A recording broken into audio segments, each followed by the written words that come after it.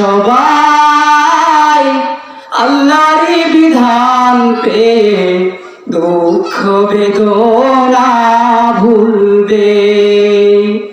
কোন একদিন এদেশের আকাশে কালেমার পতাকা দুলবে।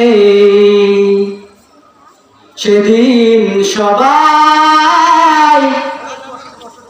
আল্লাহর বিধান পেয়ে দুঃখ বেদনা ভুলবে। কোন একদিন এদেশের আকাশে কালেমার পতাকা উড়বে। সেদিন সবাই রবের বিধান পেয়ে দুঃখ বেদনা ভুলবে।